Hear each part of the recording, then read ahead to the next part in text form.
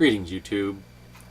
Iris Eye continues to present me with interesting questions and asks me, who am I? That's a really complex question, as I imagine anyone would consider if they were presented with that question for themselves. Who are you? Not just who are you now, but how did you become who you are? I've spoken about my past here on my channel many times. I've got 1,800 videos. I don't think I've skipped a whole lot of my life in that time.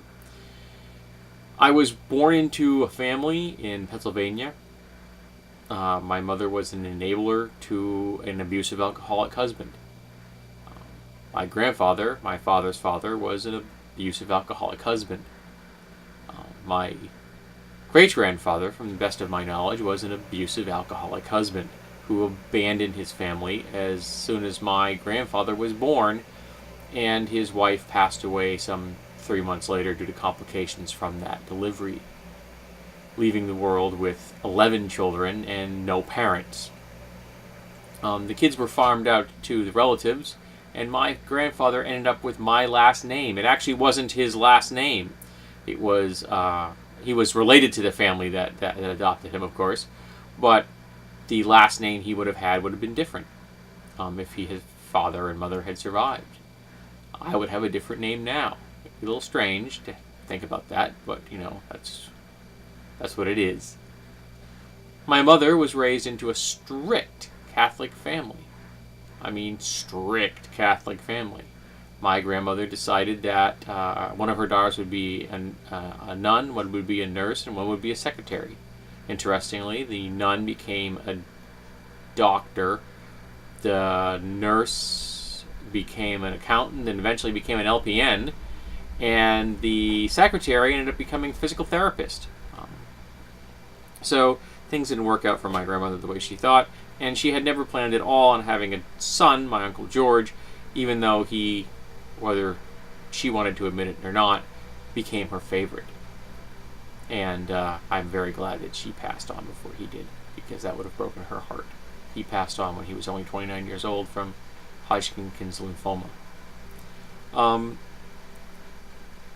mother's father was a drummer, and I grew up in a household with live music was part of what everyone had, didn't you? Didn't everybody have a drummer in their family? Didn't everybody go to their grandparents and there were 2 complete drum sets packed up in cases in the living room ready to go into the car at a moment's notice? Well, I thought everyone had that in their home. So, my background, who I am, all came out of that. About being born with depression and being taught anxiety as being a survivor of being from an abusive parent, eventually to becoming the survivor from sexual abuse from 2 different people. And that depression sculpted who I was for most of my life, and it still has a massive impact on me today. I made no plans. I had no future. I guess the closest I came to plans is I planned on killing myself as soon as I graduated high school. I mean, literally, the night I got my diploma, I planned on dying. I had no future. But then I went and fell in love. I hadn't planned on that either. And then I still had no future. And for a long time, it was just doing what I had to do to keep going. And by the time I began to really deal with those things, I was committed to a lot of different stuff. And when I finally got myself to the point where I began to become free from those things today, I am still committed to a lot of stuff. I'm committed to this house. I'm committed to my wife. I'm committed to keeping my job because I need to make sure I can keep my house over my head. When I was younger, I was very conservative. Even as an atheist, I had the attitude that kill them all, let God sort them out. And I meant that literally. I didn't care in the least whether anyone lived or died. Didn't have health care? I didn't care. Didn't have enough to eat? I didn't care. Didn't have any civil liberties? What did I care? It was only over time, as I began to feel the connections to those around me, When I began to realize that my stepbrother was gay and what he had to deal with. When I began to realize that women in my life were not getting the equal treatment they should have just because they were women. As the personal connections around me began to show me that there was injustice in the world, I slowly began to change. I began to study more and more religion, philosophy, until eventually I became a theist. I became a full-fledged pagan. And all of these things helped shape who I am, push me in the direction of becoming a liberal, progressive, compassionate individual, someone that feels fiercely about things. I didn't vote for a very long time in my life. In fact, it was meeting my wife that pushed me in that direction. She got pissed at me because I hadn't. And the funny thing is that she pretty much created a monster politically. I am far more active in the political movements of today than my wife ever has been or ever will be.